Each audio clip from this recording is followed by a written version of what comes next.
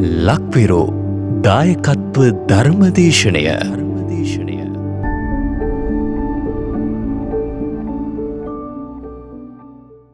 නමස්කාර වේවා බුදුරුවනට සැමදා බුදු හිමි සරණ යමි. නමස්කාර වේවා ධම්රුවනට සැමදා සදහම් සරණ යමි. නමස්කාර වේවා සංඝරුවනට සැමදා මහා සංඝ සරණ යමි. නමස්කාර වේවා තුනුරුවනට සැමදා තිසරණ සරණ යමි. සාදු සාදු සාදු. අපට මේ ධර්ම මාර්ගය කියා දුන් අපගේ ගුරු දේවෝත්තම කල්යාණ මිත්‍ර පින්වත් ලොකු ස්වාමින් වහන්සේට අපගේ නමස්කාරය වේවා. සාදු සාදු සාදු. ශ්‍රද්ධාවන්ත පින්වත්නි, බුදුරජාණන් වහන්සේගේ ධර්මය අපට අහන්න ලැබිච්ච ඉතාම දුර්ලභ දෙයක්. බුදුරජාණන් වහන්සේගේ ධර්මය අපේ ජීවිතේ ප්‍රශ්න විසඳන දෙයක්. බුදුරජාණන් වහන්සේගේ ධර්මය කියලා කියන්නේ අපේ ජීවිතයේ ප්‍රශ්නවලට ලැබුණු පිළිතුරක්. අපේ ජීවිතේ ගෙවද්දී අපේ ජීවිතේ නොයෙක් ආකාරයේ ප්‍රශ්න ඇති වෙනවා. නොයෙක් අවස්ථාවන් වලදී දුක් දුම්නස් ඇති වෙනවා. පීඩාවල් ඇති වෙනවා. මේ ජීවිතේ කලකිරෙනවා. මේකෙන් නිදහස් වෙන්න නැත්නම් කියලා හිතෙනවා. මේ ප්‍රශ්න වලට මුහුණ දෙන්න බැරුව සමහර අය සීදීවි නසා ගන්නවා. ඉතින් මේ විදිහට අපේ ජීවිතේට නොයෙක් ආකාරයේ ප්‍රශ්න ඇති වෙනවා. නොයෙක් ආකාරයේ දුක් දුම්නස් විඳවීම් ඕනතරම් ඇති වෙනවා. ඉතින් මේ දුක් දුම්නස් වලට, සුසුම් හෙලීම් වලට, පීඩාවන් වලට මුහුණ දීමේ ශක්තිය ලැබෙන විශ්මිත දෙයක් බුදුරජාණන් වහන්සේගේ ධර්මය. හැබැයි මේ ධර්මය හොඳට අහපු කෙනෙකුට, හොඳට මතක තබාගත්තු කෙනෙකුට, මේ ධර්මයේ පුරුදු කරන්න උත්සාහයක් ගත්ත කෙනෙකුට තමයි තමන්ගේ ඒ ජීවිතයේ එන ප්‍රශ්නවලට ධර්මයේ තුලින් විසඳුමක් හොයාගැනීමේ හැකියාව තියෙන්නේ. නැත්තම් බොහෝ විට කෙනෙක් යොමු වෙන්නේ තමන්ගේ ජීවිතේට ප්‍රශ්නයක් ආවට පස්සේ ධර්මයට යොමු වෙනවා. ඉතින් කලාතුරකින් කෙනෙකුට ඒ වගේ අවස්ථාවකදී වුණත් ධර්මයට පැමිණීමේ අවස්ථාව තියෙනවා. නමුත් බොහෝ පිරිසකට බලාපොරොත්තු වන ආකාරයට ඒ ප්‍රශ්නේ විසඳා ගන්න ලැබෙන්නේ නැහැ. බලාපොරොත්තු වන ආකාරයට හිතේ සැනසීම ලබා ගැනීමේ හැකියාව ලැබෙන්නේ නැහැ. ඉතින් ඒ නිසා මේ ධර්මය අපි හොඳට අහන්න ඕනේ. මේ ධර්මය අපි හොඳට පුරුදු කරන්න ඕනේ. නුවණින් විමසමින් වාසය කරන්න ඕනේ. අන්න එතකොට අපේ ජීවිතේ සමබරතාවයකින් යුක්තව ගත කිරීමේ දුර්ලභ අවස්ථාව උදා වෙනවා. පින්බර ජීවිතයක් ගත කිරීමේ අවස්ථාව අන්න අපිට උදා වෙනවා. සසරේ පැවැත්ම පිණිස නොව නැවැත්ම පිණිස යම්කිසි වැඩපිළිවෙලක් අපේ ජීවිතය තුළ ඇති කරගන්න ඒක උපකාර වෙනවා. ඉතින් පින්නති මේ හැම දෙයකටම අපිට උපකාර කරන දෙයක් තමයි කල්යාණ මිත්‍ර ආශ්‍රය. කල්යාණ මිත්‍ර සම්පත්තිය. ඉතින් මේ කල්යාණ මිත්‍ර ආශ්‍රය, කල්යාණ මිත්‍ර ඇසුර අපි සලසා ගන්න ඕනේ කොයි මොහොතේද, කොයි වෙලාවේද, කොයි වෙලාවටද අපි කල්යාණ මිත්‍රයෙක් ළඟට යන්න ඕනේ, කොයි වෙලාවේද අපි භික්ෂුන් වහන්සේ නමක් දකින්න යන්න ඕනේ කියන දේ විස්තර වෙන දේශනාවක් තමයි අද අපි ශ්‍රවණය කරන්නේ. ඉතින් මේ සූත්‍ර දේශනාවේ නම ဒုတိ ය සමය සූත්‍රය. සුදුසු කාලය ගැන වදාළ දෙවෙනි දෙසුම. මේ සූත්‍රයේ සඳහන් වෙලා තියෙන්නේ අංගුත්තර නිකායේ 6 වෙනි නිපාතේ. ඉතින් පින්වත්නි, එදා බොහෝ ස්ථවිර භික්ෂුන් වහන්සේලා බරණැස ඉසිපතන මිගදායේ වාසය කළා. එතකොට ස්ථවිර භික්ෂුන් වහන්සේලා කියලා කියන්නේ උපසම්පදා වෙලා අවුරුදු 10කුත් ගත වෙච්ච, අවුරුදු 10කට වඩා වැඩි භික්ෂුන් වහන්සේලා. ඒ භික්ෂුන් වහන්සේලාට තමයි ස්ථවිර කියලා කියන්නේ. එතකොට මේ බොහෝ ස්ථවිර භික්ෂුන් වහන්සේලා බරණැස ඉසිපතන මිගදායේ වාසය කළා. ඉතින් එදා ඒ බොහෝ ස්ථවිර භික්ෂුන් වහන්සේලා පසුබත් කාලේ පිණ්ඩපාතයෙන් වැළකීලා මණ්ඩල මාලයේ රැස් වෙලා දහම් කතාව කරමින් වාසය කළා. එහෙම දහම් කතාවේ යෙදමින් වාසය කරන අතරදී එක ස්වාමීන් වහන්සේ නමක් ප්‍රශ්නයක් ඇහුවා. ඒ ප්‍රශ්නේ තමයි ආයුෂ්මත්නි, මනෝභාවනීය භික්ෂුවක් දැකීම පිණිස එළඹෙන්නට සුදුසු කාලය මොකක්ද කියන එක. ඒ කියන්නේ මනෝභාවනීය භික්ෂුවක් කියන්නේ බොහෝ කාලයක් තිස්සේ සිල් ගුණදම් වඩමින්, ඉන්ද්‍රයන් දමනය කරමින්, කෙලෙසුන් පාලනය කරමින්, එහෙම නැත්නම් කෙලෙසුන් නසා දෙමු ගුණවත් භික්ෂුන් වහන්සේ නමක්. අන්න ඒ බඳු උත්තමයන් වහන්සේ නමක් දකින්න යන්න සුදුසුම වෙලාව මොකක්ද කියලා ඇහුවා. එහෙම ඇහුවට පස්සේ එක ස්වාමීන් වහන්සේ නමක් කියනවා, ආයුෂ්මතුනි, යම් කලෙක මනෝභාවනීය භික්ෂුව පසුබත පිණ්ඩපාතයෙන් වැළකී පෙරලා පැමිණ පාදෝවණේ කොට පළඟක් බැඳ කය ඍජු කොට භාවනා අරමුණෙහි සිහිය පිහිටුවාගෙන වාසය කරයිද මනෝභාවනීය භික්ෂුවක් දැකීම පිණිස එළඹෙන්නට සුදුසුම වෙලාව ඒක කියනවා. ඒ කියන්නේ උදේ වරුවේ පිණ්ඩපාතේ ගිහිල්ලා දාන ටිකක් වළඳලා පාදෝවණේ කරගෙන හොඳට දැන් භාවනා කරගෙන ඉන්නවා. දානෙත් ඉවරයි. නිදහසේ ඉන්නේ. භාවනාවෙන් ඉන්න වෙලාව. මේක තමයි කියනවා හොඳ වැඩි ගුණ ඇති භික්ෂුවක් දකින්න යන්න සුදුසුම වෙලාව. සුදුසුම වෙලාව මෙයයි කියලා එක ස්වාමීන් වහන්සේ නමක් කිව්වා. මෙහෙම කිව්වට පස්සේ තවත් ස්වාමීන් වහන්සේ නමක් කියනවා, ආයුෂ්මත, යම් කලෙක මනෝභාවනීය භික්ෂුව පසුබත පිණ්ඩපාතයෙන් වැළකීලා පාදෝවණය කරගෙන පළඟක් බැඳගෙන කය ඍජු කොට භාවනා අරමුණෙහි සිහිය පිහිටුවාගෙන වාසය කරයිද ආයුෂ්මතුනි, මනෝභාවනීය භික්ෂුවක් දැකීම පිණිස එළඹෙන්නට ඒක සුදුසු වෙලාව නෙවෙයි කියනවා. ඒකට හේතුව මොකද්ද? ඒ වෙලාවේ පිණ්ඩපාතයේ ගිහිල්ලා කයටත් පොඩ්ඩක් මහන්සිය තියෙනවා කියනවා. ඒ වගේම දානේ වළඳලා ඉන්නේ කියනවා. දානේ වළඳපු මහන්සියක් තියෙනවා කියනවා. ඒ නිසා ඒක සුදුසු වෙලාව නෙවෙයි කිව්වා. නමුත් යම් කලෙක ඒ මනෝභාවනීය භික්ෂුව වැඩෝ ගුණදම් ඇති පැවිදි වෙලා බොහෝ වස් ගණනක් ගත වී ගියේ ඒ මනෝභාවනීය භික්ෂුව සවස් වරුවේහි භාවනාවෙන් නැගිටලා විහාර සෙවණැල්ලෙහි පළඟක් බැඳගෙන කය ඍජු කොට භාවනා කරමින් සිහිය පිහිටුවාගෙන ඉන්නවද? ආන් ඒක තමයි කිව්වා මනෝභාවනීය භික්ෂුවක් බලන්න යන්න සුදුසුම වෙලාව. මේ විදිහට කිව්වට පස්සේ තවත් ස්වාමීන් වහන්සේ නමක් කියනවා, ආයුෂ්මත, යම් කාලයක මනෝභාවනීය භික්ෂුව සවස් වරුවේහි භාවනාවෙන් නැගිටලා විහාර සෙවණැල්ලේ පළඟක් බැඳගෙන කය ඍජු කරගෙන භාවනා කරමින් ඉන්නවාද? අන්න ඒ වෙලාව මනෝභාවනීය භික්ෂුවක් බලන්න යන්න ඒක සුදුසු වෙලාව නෙවෙයි කියනවා.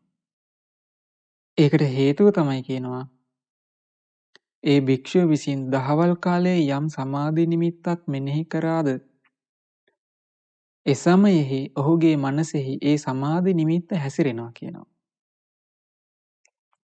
ඒ නිසා මනෝභාවනීය භික්ෂුවක් දකින්න යන්න ඒ වෙලාව හොඳ නෑ කියනවා. මොකද යම්කිසි සමාධි නිමිත්තක් මෙනෙහි කරමින් ඉන්න වෙලාව කියනවා ඒක. ඒ නිසා හොඳම වෙලාව තමයි කියනවා රාත්‍රී පශ්චිම යාමයේ.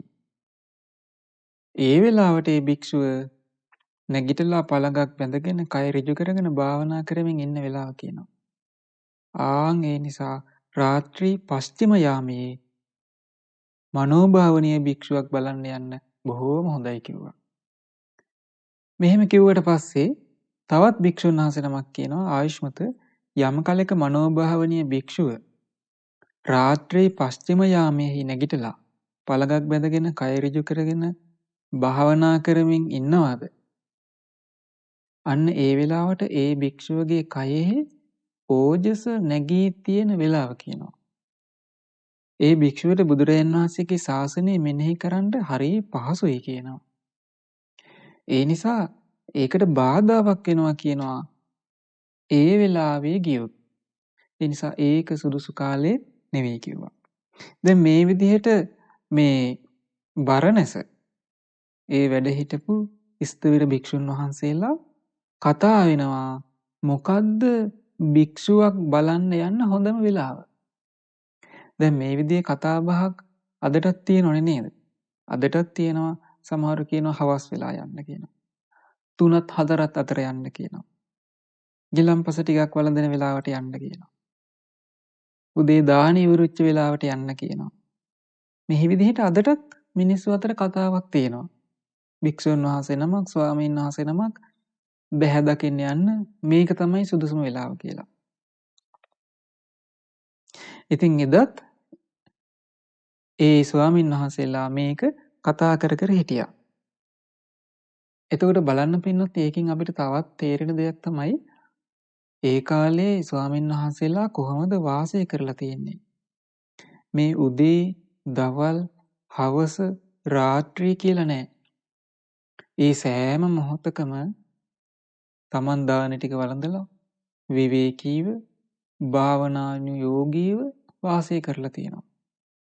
නිවන පිණිසම මහන්සි වෙමින් වාසය කරලා තියෙනවා.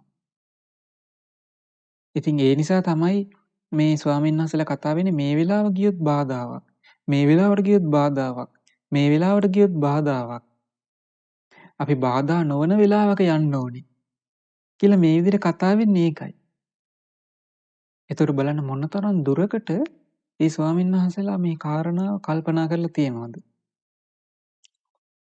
ඉතින් මේ විදිහේ කතා බහක් ඇති වෙන අතරේ මහා කච්චාන මහරහතන් වහන්සේටත් මේ කතා බහ අහන්න ලැබුණා. අන්න ඒ වෙලාවේදී මහා කච්චාන මහරහතන් වහන්සේ ඒ ස්ථවිර භික්ෂුන් වහන්සේලාට කතා කරලා කියනවා ආයුෂ්මතුනි මම බුදුරජාණන් වහන්සේ ඉදිරියේ මම භාග්‍යතුන් වහන්සේ ඉදිරියේ මෙන්න මේ විදිහේ කාරණයක් අහලා තියෙනවා කිව්වා. මෙන්න මේ විදිහේ කරුණක් මම භාග්‍යතුන් වහන්සේ ඉදිරියේ පිළි අරගෙන තියෙනවා කිව්වා. ඒක හොඳට අහගන්න කිව්වා. චෛමේ බික්ඛු සමයා මනෝ භාවනීයස්ස බික්ඛුනෝ දස්සනාය උපසංකමිතුං. භික්ෂුව මනෝභාවනීය භික්ෂුවක් දැකීම පිණිස එළඹෙන්නට සුදුසු කාල 6ක් තියෙනවා කිව්වා. මනෝභාවනීය භික්ෂුවක් බලන්න යන්න සුදුසු කාල 6ක් තියෙනවා කිව්වා. අන්නේ ඒක තමයි කියන සුදුසු කාලය. ඒ සුදුසු කාලයට තමයි කිව්වා භික්ෂුවක් බැහැ දකින්න යන්න ඕනේ. එහෙනම් අපි බලමු මොනවද ඒ සුදුසු වේලාවන් 6 කියලා. ඔන්න මහා කච්චාන මහරහතන් වහන්සේ දේශනා කරනවා ඉද බික්ඛු යස්මින් සමයේ බික්ඛු කාමරාග පරයුට්ඨිතේන චේතසා විහෙරති කාමරාග පරේතේන uppannassaca කාමරාගස්ස නිස්සරණං යථා භූතං නප්පජානාති. භික්ෂුව මෙහිලා යම් කලක භික්ෂුවක් කාමරාගයෙන් වෙලි කාමරාගයෙන් යටපත් කොටගත් සිතින් වාසය කරයි නම් උපන්නා වූ කාමරාගයෙන් නිදහස් වීම දන්නේ නැත්නම් අන්න ඒ වෙලාව තමයි කියනවා මනෝභාවනීය භික්ෂුවක් කරා යන්න සුදුසු පළමු අවස්ථාව. අන්න ඒ වෙලාවට මනෝභාවනීය භික්ෂුවක් ළඟට ගිහිලා කියන්න ඕන කියනවා ආයුෂ්මත අනේ මගේ හිත කාමරාගෙන් පීඩිතව කාමරාගෙන් යට වෙලා දැන් තියෙන්නේ. මගේ හිතට ඇතිවෙච්ච මේ කාමරාගෙන් නිදහස් වීමක් මම දන්නේ නැහැ. අනේ මට මේ කාමරාගේ ප්‍රහාණය කර ගැනීම පිණිස ධර්මයක් දේශනා කරන සේක්වා කියලා මනෝභාවනීය භික්ෂුවක් කරා ගිහිල්ලා කතා කරන්න ඒ වෙලාව සුදුසුයි කියනවා. ඒක තමයි කියනවා සුදුසුම අවස්ථාව. ඒක තමයි කියනවා පළමු සුදුසු අවස්ථාව. බලන්න පින්නත්නි. එතකොට බලන්න භික්ෂුවක් කරා යන්න ඕනේ ඇයි? ස්වාමීන් වහන්සේ නමක්ව ඇසුරු කරන්න ඕනේ ඇයි? ස්වාමීන් වහන්සේ නමක්ගෙන් කුමක්ද බලාපොරොත්තු වෙන්න ඕනේ? දැන් මේ දේශනාවේ හැටියට භික්ෂුවක් කරා යන්න සුදුසුම අවස්ථාව කියනවා මේක. උපන්නා වූ අකුසලයේ උපන්නා වූ කාමරාගේ දුරු කරගන්න බැයි නම් ඒ උපන්නා වූ කාමරාගෙන් තමාව පීඩාවට පත් වෙලා තියෙනවා නම් නිදහස් වීමක් දන්නේ නැත්නම් නිදහස් වෙන්නේ කොහොමද කියලා හිතා ගන්න බැයි නම් අන්න ඒ වෙලාවට ගිහිල්ලා මුණ ගැහෙන්න කියනවා. මුණ ගැහිලා අහන්න කියනවා මේකෙන් මං කොහොමද නිදහස් වෙන්නේ? මේක මං දුරු කරගන්නේ කොහොමද කියලා අහන්න ඒ වෙලාව සුදුසුයි කියනවා. එහෙනම් පින්නත්නි යාට යම්කිසි අවබෝධයක් තියෙන්න ඕනේ මේ කාමරාගය ගැන.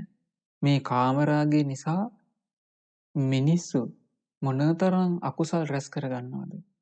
මොනතරම් පව් රැස් කරගන්නවද? මේ කාමරාගයෙන් මත් වුනහම මිනිස්සුන්ට මේ මගේ අම්මා, මේ මගේ තාත්තා, මේ මගේ දරුවා, මේ මගේ දුව පුතා මේ විදිහේ අවබෝධයක් එන්නේ නැහැ. මේ මගේ ගුරුවරයා, මේ වැඩිහිටියෝ එහෙම තේරුම් ගැනීමේ හැකියාව නැති වෙලා යනවා. ඒ නිසාම යා බොහෝ අකුසල් රැස් කරගන්නවා. ඒ නිසා කාමරාගය කියන්නේ දුරු කරගත යුතු දෙයක්. ප්‍රහාණය කරගත යුතු දෙයක්. ඒක තමාට තනියම කරන්න බැයි නම් මහා කච්චන මහරහතන් වහන්සේ දේශනා කරනවා අන්න ඒ වෙලාවට යන්න කියනවා. ස්වාමින් වහන්සේ නමක් ළඟට, භික්ෂුන් වහන්සේ නමක් ළඟට. මෙතන කියනවා මනෝභාවනීය භික්ෂුවක් කියලා. එතකොට එයා හොඳට වැඩූ ගුණධම් ඇති. පැවිදි වෙලා බොහෝ වස් ගණනක් ගත වී ගිය ගුණ නුවණින් වැඩි උතුම් සත්පුරුෂයන් වහන්සේ නමක් බවට පත් වූ කෙනෙක් වෙන්න ඕනේ.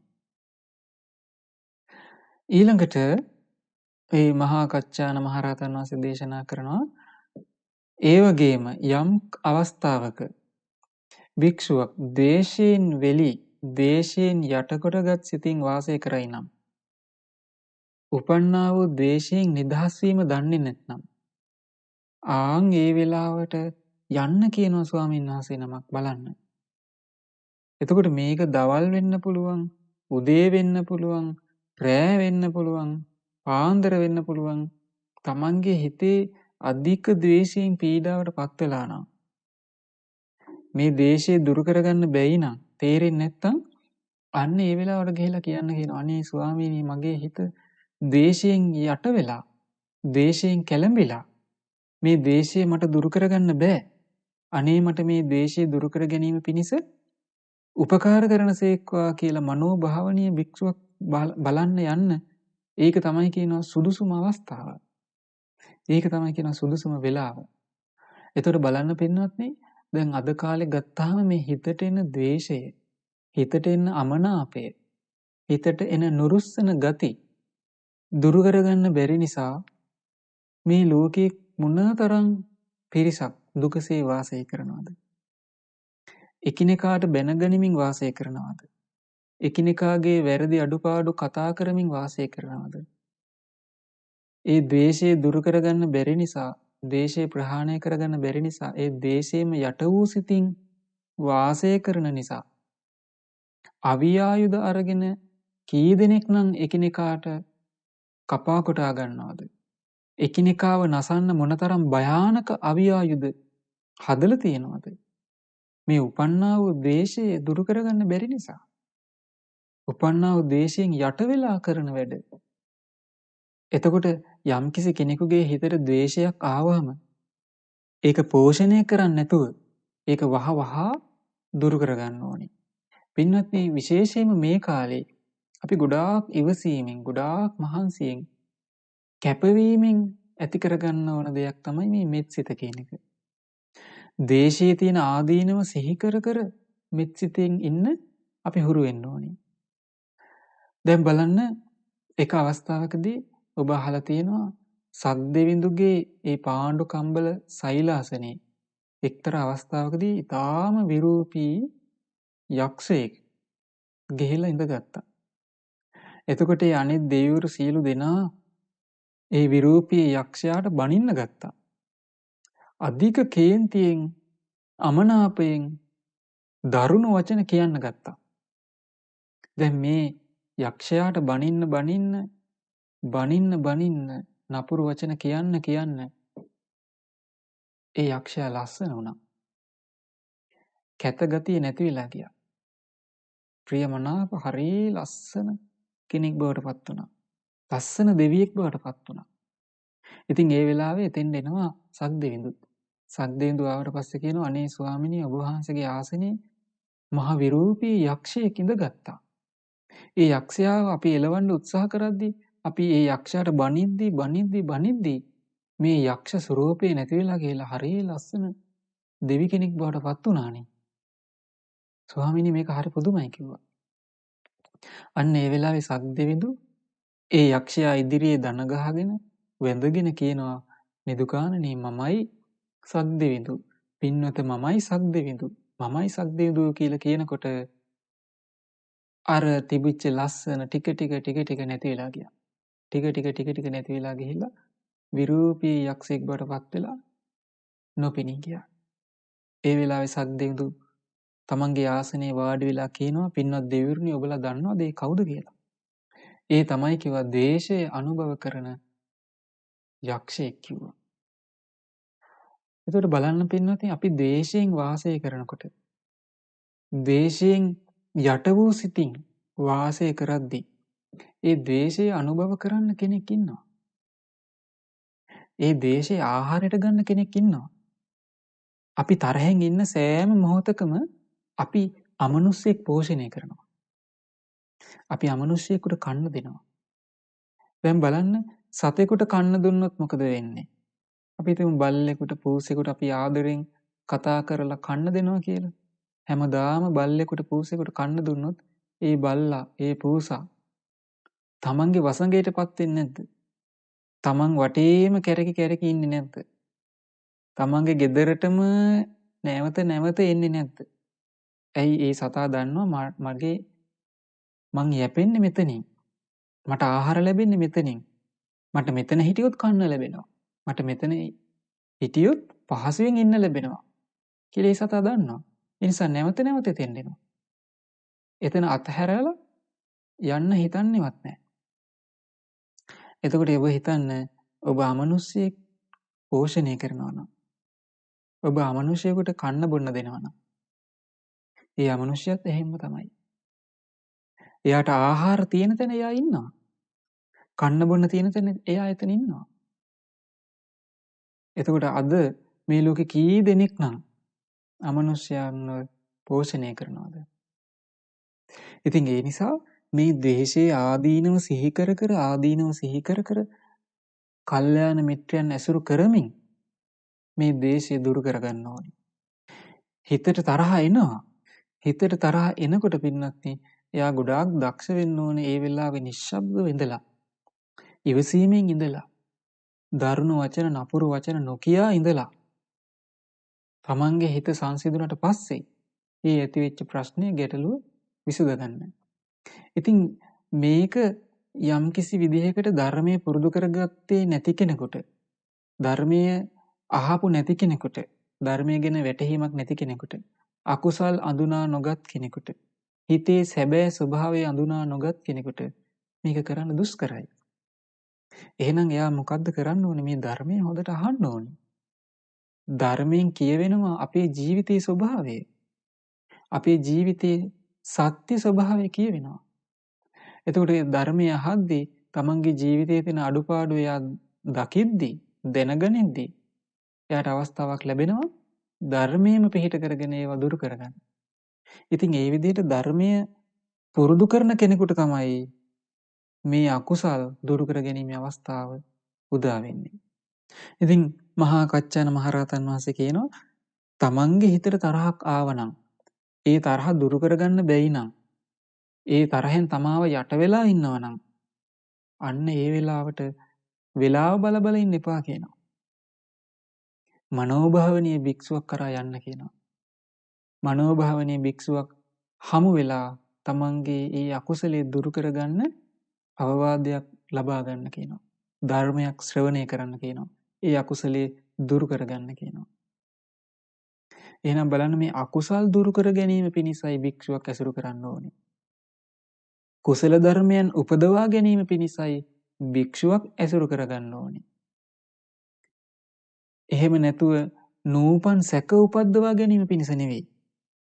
තමන්ට තියෙන ප්‍රශ්න වලට අමතරව තව තවත් අලුතෙන් ප්‍රශ්න ඇති කර ගැනීම පිණිස නෙවෙයි. ධර්මයේ ගැන සැක සංකා ඇති කර ගැනීම පිණිස නෙවෙයි. භික්ෂුවක් ඇසුරු කරන්න ඕනේ උපන් අකුසල් දුරු කර ගැනීම පිණිස. නූපන් කුසල් උපදවා ගැනීම පිණිස. ඔබට මතක ඇති එක්තරා අවස්ථාවකදී අපගේ ආනන්ද තෙරුන් වහන්සේත් වංගීසයන් වහන්සේත් සැවැත් නුවර පිණ්ඩපාතේ වැඩම කළා. ඉතින් මෙහෙම පිණ්ඩපාතේ වඩිද්දී අතරමඟදී මේ දැන් පිටිපස්සෙන් යන වංගීස ස්වාමීන් වහන්සේට මේ බඹසර ජීවිතේ එපා වුණා. පැවිදි ජීවිතය ගැන කලකිරීමක් ඇති වුණා. තමන්ගේ හිත රාගයේ විසින් යට වුණා. එතකොට වංගීස ස්වාමීන් වහන්සේ කියනවා අනේ ගෞතමයන් වහන්සේ මගේ හිතට කාමසිතුවිලි එනවා. මගේ සිත රාගයෙන් යට වෙලා තියෙන්නේ. අනේ මට අනුකම්පා කරලා මට උදව් කරන්න. මට මේ අකුසල් දුරු කරගන්න විදිහක් කියලා දෙන්න කියලා අන්න ඉල්ලනවා. ඒ වෙලාවේ වංගීස ස්වාමීන් වහන්සේ හිතුවේ නෑ දැන් මම මේ පිණ්ඩපාත යන වෙලාවනේ. දැන් මේ ගම මැද්දේනේ. මම මෙතනදී මේ කාරණේ අහන්න හොඳ නෑ. මම සවැත් නුවර ජේතවනාරාමයට ගිහිල්ලා එමීට දානෙත් වළඳලා එමීට මම මේක අහනවා. එමීට මං බණපදයක් ඉගෙන ගන්නවා. එහෙම හිතුවේ නෑ. ඒ වෙලාවෙම කතා කරා. මේ පිණ්ඩපාතේ වඩින අතරමඟ ඒ වෙලාවෙම කතා කරලා කිව්වා මගේ හිතට අකුසලයක් ආවා. මගේ හිතට රාගයක් ආවා. මගේ සිතට කාම සිතුවිලි ආවා. අනේ ගෞතමයන් වහන්සේ මට මේ අකුසලේ දුරු කරගන්න ක්‍රමයක් කියලා දෙනසේක්වා කියලා ඒ වෙලාවෙම මහා පාර මැද ඉල්ලා සිටියා. මහා පාර මැද ඉල්ලා සිටියා. මහා පාර මැදම පිළිතුර ලැබුණා. ආනන්ද ස්වාමීන් වහන්සේ කියනවා සංඥාය විපරියේසා චිත්තං තේ පරිඩයිහති නිමිත්තං පරිවජ්ජේහි සුභං රාගූප සංහිතං. කියනවා සංඥාය විපරියේසා මේ වැරදි විදිහටනේ හඳුනගත්තේ. ඒකයි ඔබේ හිතට අකුසලය ආවේ. නිමිත්තං පරිවජ්ජේහි රාගයේ මතුවෙන විදිහට සුභ අරමුණු ගන්න එක අයින් කරන්න.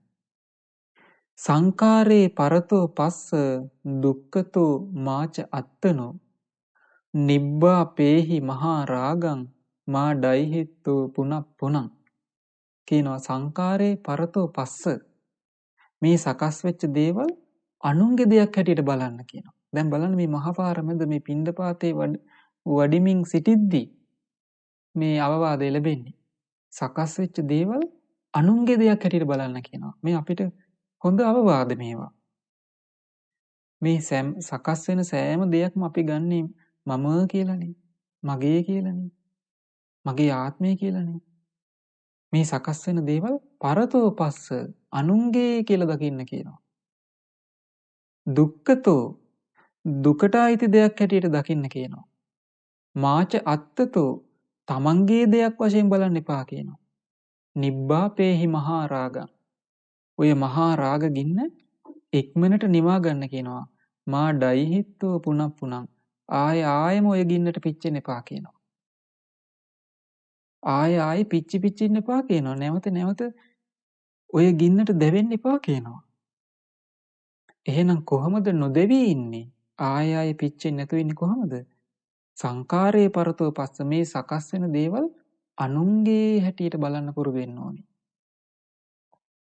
බලන්න අපේ ජීවිතයේ තියෙන ප්‍රශ්නෙට මේ පිළිතුරුනි ලැබෙන්නේ. මේක තමයි අපිට ලැබෙන පිළිතුර. අපේ දුක නිවන පිළිතුර. අනුන්ගේ දේවල් හැටියට බලන්න කියනවා. මේ ඇසයි රූපයි විඥානයයි එකට එකතු වීමෙන් ඇතිවෙන ස්පර්ශය අනුන්ගේ දෙයක් හැටියට දකින්න කියනවා. කනේ ස්පර්ශය අනුන්ගේ දෙයක් හැටියට බලන්න කියනවා. නාසයේ ස්පර්ශය අනුන්ගේ දෙයක් හැටියට බලන්න කියනවා. දිවේ ස්පර්ශය අනුන්ගේ දෙයක් හැටියට බලන්න කියනවා. කයේ ස්පර්ශය අනුන්ගේ දෙයක් හැටියට බලන්න කියනවා. මනසේ ස්පර්ශය අනුන්ගේ දෙයක් හැටියට බලන්න කියනවා. දුකට අයිති දෙයක් හැටියට බලන්න කියනවා. තමන්ගේ දෙයක් හැටියට බලන්න එපා කියනවා. අන්න ඒක තමයි අපේ ප්‍රශ්නේ. අපි හැමතිස්සෙම බලන්නේ මේක මගේ ආත්මය කියලා. ඊට පස්සේ කියනවා අසුභාය චිත්තං භාවේහි ඒකග්ගං සුසමාහිතං. හොඳට හිත එකඟ කරගෙන සමාධිමත් කරගෙන අසුභේ තුලම හිත පිහිටුවා ගන්න කියනවා. කායානුපස්සනාව තුලම හිත පිහිටුවා ගන්න කියනවා. නිබ්බිදා බහුලෝ භව සංසාරය ගැන හොඳටම කලකිරෙන්න කියනවා. නිබ්බිදා බහුලෝ ඒ කියන්නේ හොඳටම කලකිරි වාසය කරන්න කියනවා. දැන් අපි වාසය කරන්නේ එහෙමද පින්වත්? අපි කල්පනා කරලා බලන්න ඕන අපි කොහොමද වාසය කරන්නේ? දැන් කලකිරෙන දේවල් ඕන තරම් අපිට සිද්ධ වෙනවා. නමුත් අපි නිබ්බිදා බහුලෝ භව මේ විදිහට අපි වාසය කරනවද? කලකිරීම බහුලව වාසය කරනවද? ආස්වාදේ බහුලව වාසය කරනවද? ඒ නිසා නිබ්බිදා බහුලෝ භව සංසාරය ගැන හොඳටම කලකිරීමෙන් වාසය කරන්න කියනවා. ඉතින් මෙහෙම කිව්වට පස්සේ ඒ වංගීසයන් වහන්සේ තමන්ගේ හිතේ ඇතිවෙච්ච අකුසලයේ දුරු කරගත්තා. සුවසේ ඊට පස්සේ පිණ්ඩපාතේ වැඩම කළා. ඉතින් බලන්න ඒකයි මේ මහා කච්චාන මහරහතන් වහන්සේ කියන්නේ මනෝභාවනීය භික්ෂුවක් බැහැ දකින්න යන්න සුදුසුම වෙලාව තමයි කියනවා තමන්ගේ හිතට කාමරාගයක් ඇති වුණ වෙලාව. ඒ උපන් කාමරාගය දුරු කරගන්න බැයි නම් නිදහස් වෙන්න බැයි නම් නිදහස් වෙන්නේ කොහොමද කියලා හිතාගන්න බැයි නම් ආන් ඒක තමයි කියනවා සුදුසුම වෙලාව භික්ෂුවක් බලන්න යන. ඒ වගේම තමන්ගේ හිතට ද්වේෂයක් ආවහම ඒ ද්වේෂය දුරු කරගන්න බැයි නම් ඒ ද්වේෂයෙන් යට වූ සිතින්ම නම් වාසය කරන්නේ. එතන ඉන්න එපා කියනවා. යන්න කියනවා භික්ෂුවක් දකින්න. වැඩූ ගුණධම් ඇති භික්ෂුවක් බලන්න යන්න ඒක තමයි කියනවා වෙලාව. ඊළඟට මහා කච්චන මහරහතන් වහන්සේ කියනවා මනෝභාවනීය භික්ෂුවක් බලන්න යන්න සුදුසුම වෙලාව මොකද්ද? ඒ වෙලාව තමයි කියනවා තමන්ගේ හිතට තීන මිද්දයක් ඇති වුණ වෙලාව. ඒ උපන්නා වූ තීන මිද්දෙන් හිත යට කරගෙන තියෙනවා නම් ඒක දුරු කරගන්නේ කොහොමද කියලා දන්නේ නැත්නම් අන්න ඒ වෙලාවට මනෝභාවනීය භික්ෂුවක් බලන්න යන්න කියනවා. මනෝභාවනීය භික්ෂුවකින් අහන්න කියනවා ස්වාමිනී මගේ හිත තීන මිද්දෙන් යට වෙලා තියෙන්නේ. මේ තීන මිද්දේ දුරු කරගන්න විදිහක් මට කියා දෙනසේක්වා කියලා ඉල්ලා සිටින්න කියනවා. එතකොට පින්වත්නි අපිට පේනවා මේ මනෝභාවනීය භික්ෂුවක් කියලා කියන්නේ කවුද? කාමරාගය දුරු කරපු කෙනෙක්. ද්වේෂය දුරු කරපු කෙනෙක්. තීන මිද්ද දුරු කරපු කෙනෙක්. එහෙම නැත්නම් යටපත් කළ කෙනෙක්. මේ නීවරණ ගැන මනා අවබෝධයක් ඇතුව වාසය කරන කෙනෙක් තමයි මනෝභාවනීය භික්ෂුවක් කියලා කියන්නේ.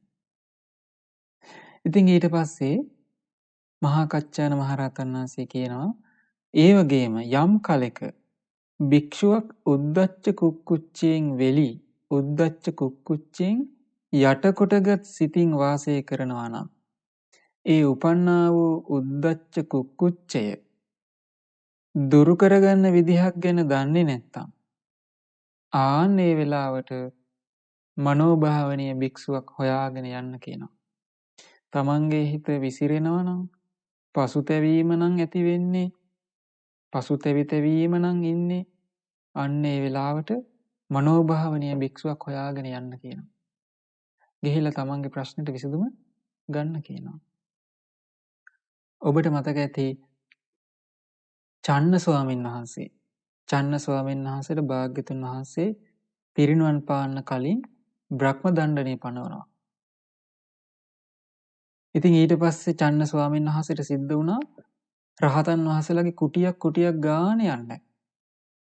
කුටියක් ගානේ ගිහිල්ලා උදව් ඉල්ලුවා. පිහිට වෙන්න කියලා කියා සිටියා. තමන්ගේ හිතේ තියෙන මේ සැක සංකා දුරු කරගන්න උදව් කරන්න කියලා කියා සිටියා. වෙන විසඳුමක් කරා ගියේ නෑ. ඒ මනෝභාවනීය භික්ෂූන්ගෙන්ම විසඳුමක් බලාපොරොත්තු වුණා. එතකොට බලන්න මේ තමන්ගේ හිතට මේ කාමරාග, පටිඝ, මේ තීන මිද්ද, මේ හිතේ විසිරීම, පසුතැවීම කියන මේවා එනකොට මනෝභාවනීය භික්ෂුවක් තමයි තමන්ට පිහිට පිණිසින්නේ. ඉතින් පින්වත්නි ඊළඟට මහා කච්චන මහරහතන් වහන්සේ කියනවා ඒ වගේම තමන්ගේ හිතට විචිකිච්ඡාවක් ඇති වුණු වෙලාවේ, සැකයක් ඇති වුණු වෙලාවේ, ඒ සැකේම නම් තමන්ගේ හිත තියෙන්නේ. ඒ සැකේ දුරු කරගන්න බැයි නම් අන්න ඒ වෙලාවට යන්න කියනවා මනෝභාවනීය භික්ෂුවක් කරා. ඉතින් මේ සැකය කියන එක මේ කාලේ බොහෝ විට මිනිසුන්ගේ හිත තුළ තියෙන දෙයක්. මිනිස්සු පුරුදු වෙලා තියෙනවා දැන් මේ ධර්මයත් සැක කරනවා, බුදුරජාණන් වහන්සේත් සැක කරනවා, ත්‍රිපිටකයත් සැක කරනවා, නිවන් මඟත් සැක කරනවා, පිනත් සැක කරනවා, හැම දෙයකටම ගන්නේ සැකය. එතකොට සැකයෙන් නිදහස් වීමක් එයාට නැහැ. එතකොට ඉස්සෙල්ලා මෙයා තේරුම් ගන්න ඕනේ එහෙනම් මගේ හිතේ මේ වගේ දෙයක් දැන් තියෙන්නේ. මගේ හිතට මේ වගේ අකුසලයක් දැන් ඇවිල්ලා තියෙන්නේ. මේක මට යහපත පිණිස පවතින්නේ නැහැ. අනුන්ට යහපත පිණිස පවතින්නෙත් නැහැ. දෙපැත්තටම යහපත පිණිස පවතින්නේ නැහැ. දෙපැත්තටම අයහපත පිණිසයි පවතින්නේ. එහෙනම් මං මේ අකුසලේ දුරු කරගන්න ඕනේ කියලා එයා ඉස්සෙල්ලා තමන් ගැන නුවණින් විමසන්න ඕනේ. තමන් ගැන නුවණින් විමසා නුවණින් බලබලා තමයි මේක කරගන්න තියෙන්නේ. මොකද පින්වත්නි එක්තරා අවස්ථාවකදී බුදුරජාණන් වහන්සේ දේශනා කරනවා පින්වත් මහණෙනි යම් කලෙක භික්ෂුව සිතට නිග්‍රහ කළ යුතු නම් එසමෙහි සිතට නිග්‍රහ කරන්නේ නැත්නම්, ඒ කියන්නේ සිතට නිග්‍රහ කරන්න ඕන වෙලාවේ නිග්‍රහ කරන්නේ නැත්නම්, හිතට වීරිය උපදවා ගන්න ඕන වෙලාවේ වීරිය උපදවා ගන්නෙත් නැත්නම්, හිත සමාධියෙන් සතුටු කළ යුතු නම් අන්න ඒ වෙලාවට හිත සමාධියෙන් සතුටු කරන්නෙත් නැත්නම්, යම් කලක සිත උපේක්ෂාවෙන් තැන්පත් කළ යුතු නම් ඒ විදිහට සිත උපේක්ෂාවෙන් තැන්පත් කරන්නෙත් නැත්නම්, ලාමක අදහස් හිතා ඉන්නවා නම් සක්කාය තුලම හිත බැස ගන්නවා කිව්වා. සක්කාය තුලම හිත බැස ගන්නවා කිව්වා. එතකොට මේ සක්කායෙන් නිදහස් වෙන්න නම් එයා මොකද්ද කරන්න ඕනේ? එයා සිතට නිග්‍රහ කළ යුතු අවස්ථාවේ සිතට නිග්‍රහ කරන්න ඕන කියනවා. එතකොට මේ සිතේ සමහර අවස්ථාවන් තියෙනවා මේ හිතට නිග්‍රහ කරන්න ඕන අවස්ථාවන්. මේ හිතට නිග්‍රහ කරන්න ඕන අවස්ථාව අඳුනාගෙන එයා හිතට නිග්‍රහ කරන්න ඕන කියනවා. සිතට වීරිය උපදවා ගන්න ඕන අවස්ථාවේ හිතට වීරිය උපදවා ගන්න ඕන කියනවා. මොකද සමහර වෙලාවට මේ හිත පසුබසිනවා. හිත පස්සට අදිනවා. අන්න ඒ වෙලාවට හිතට වීරිය උපදවා ගන්න ඕන වෙලාවේ ඒ වෙලාවේ යා වීරිය උපදවා ගන්න ඕන කියනවා. ඊළඟට සමාධියෙන් සතුටු කළ යුතු අවස්ථාවක් නම් ඒ වෙලාවේ යා සිත සමාධියෙන් සතුටු කරන්න ඕන කියනවා. උපේක්ෂාවෙන් ඉන්න ඕන අවස්ථාවේ යා උපේක්ෂාවෙන් ඉන්න ඕන කියනවා. උතුම් අදහස් වලින් ඉන්න ඕන කියනවා. අන්න ඒ විදිහට ඉන්න ඕන එයා නිවනේ බැස ගන්නවා කියනවා. එයාගේ හිත නිවනේ බැස ගන්නවා කියනවා. ඉතින් මේ නිවනේ බැස ගැනීම පිණිස තමයි අපිට මේ කල්යාණ මිත්‍ර ආශ්‍රය අවශ්‍ය වෙන්නේ.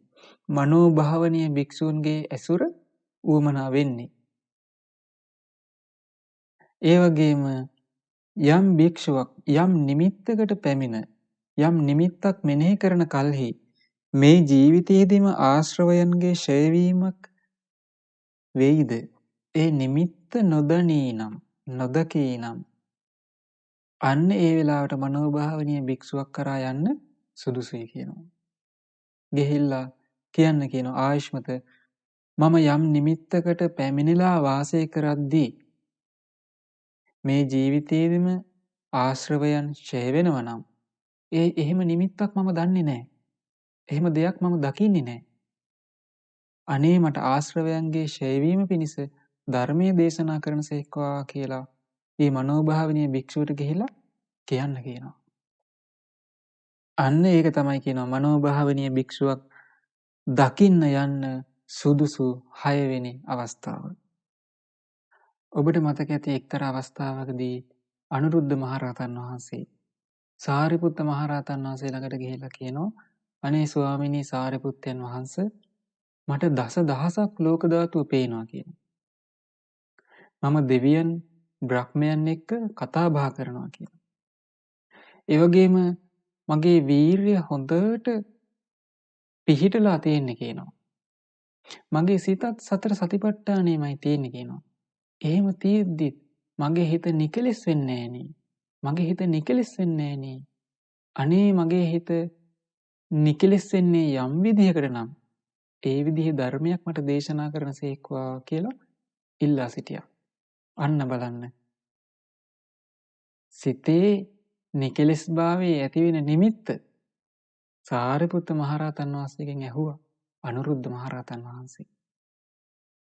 ඒ වෙලාවේ සාරිපුත්ත මහරහතන් වහන්සේ කියනවා ඔබට දසදහසක් ලෝක ධාතුව පේනවා කියලා හිත හිතින් එපා කිව්වා. ඒක මාන්නෙට අයිති කිව්වා.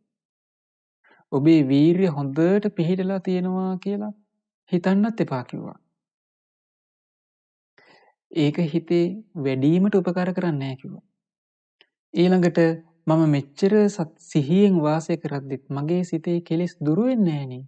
එහෙම හිතන්නත් එපා කිව්වා. ඒක සැකේටයි අයිති කිව්වා. මේ විදිහට මේ නීවරණ අයින් කරලා සිහියෙන් වාසය කරන්න කිව්වා. සිහියම වඩන්න කිව්වා. කෙලෙස් තවන වීරියෙන් වාසය කරන්න කිව්වා. අනේ සුළු කලකින් උන්වහන්සේ නිකලෙස් රහතන් වහන්සේ නමක් බවට පත් වුණා. එතකොට බලන්න පින්වත්නි මනෝභාවනීය භික්ෂුවකගේ ඇසුර මොන තරම් උපකාරයිද? ඉතින් ඒ නිසා ඔබට මේ කාලේ මනෝභාවනීය භික්ෂුවක් හොයාගන්න නැති වෙන්න පුළුවන්. එහෙම වුණා කියලා ඔබ දුකසේ වාසය කරන්න ඕනේ නැහැ. ඔබට පුළුවන් බුදුරජාණන් වහන්සේ වදාළ ධර්මයේ ඒ විදිහටම කියවන්න. ඔබට අද අවස්ථාව තියෙනවා ඒ බුදුරජාණන් වහන්සේගේ පිරිසිදු අදහස ඒ විදිහටම ශ්‍රවණය කරන්න. එතකොට ඔබ බුදුරජාණන් වහන්සේ වදාළ දේම අහනවා නම් බුදුරජාණන් වහන්සේ වදාළ දේම කියවනවා නම් ඔබ බුදුරජාණන් වහන්සේ ඇසුරු කරන කෙනෙක්. ඔබ බුදුරජාණන් වහන්සේ නම් ඇසුරු කරන්නේ ඔබ තුල මේ සීක බල දියුණු වෙන පටන් ගන්නවා. ශ්‍රද්ධා සීල සුත ඡාග ප්‍රඥා දියුණු වෙන පටන් ගන්නවා. මේ කාමච්ඡන්ද ව්‍යාපාද තීන මිද්ද උද්ධච්ච කුක්කුච්ච විචිකිච්ඡා කියන නීවරණ දුරු වෙන්න පටන් ගන්නවා. ඔබ නිවන් මගේම යන ශ්‍රාවකෙක් බවට පත් වෙනවා. පින්වත්නි බුදුරජාණන් වහන්සේ වදාලා අජ්ජේව කිච්ඡං ආතප්පං කෝ ජඤ්ඤා මරණං සුවේ නහිනෝ සංගරන්තේන මහා සේනේන මච්චුණා. ඉතින් මේ වැඩේ අදම කරගන්න කියනවා. අජ්ජේව කිච්ඡං ආතප්පං කෝ ජඤ්ඤා මරණං සුවේ හෙට මැරෙයිද කියලා කවුද දන්නේ කියලා අහනවා. නහිනෝ සංගරන්තේන මහා සේනේන මච්චුණා. මහා සේනා තියෙන මාරයත් එක්ක අපි කවුරුත් ගිවිසුමක් ගහලා නැහැ කියනවා. ඒතර මාරයත් එක්ක ගහන්න තියෙන ගිවිසුම මොකද්ද? අනේ මට තව සතියක් දෙන්න. මට තව මාසයක් දෙන්න.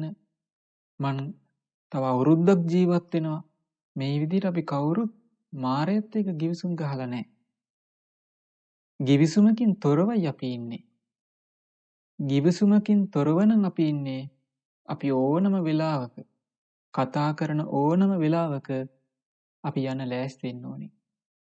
ඉතින් බුදුරජාණන් වහන්සේ දේශනා කරනවා අජ්ජේව කිච්ඡං ආතප්පං. ඒ නිසා අද දැන් වහ නිවන් මගේ ගමන් කරන්න කියනවා. කෝජඤ්ඤා මරණංසුයි. හෙට මෙරෙයිද කවුද දන්නේ? මේක කරගන්න කලින් මැරුණොත් අපි මැරෙද්දී අපේ ජීවිතේට ධර්මයෙන් කිසිම දෙයක් ලබාගෙන නැත්තම් ඒක අපිට සිද්ධ වෙන ලොකු පාඩුවක්.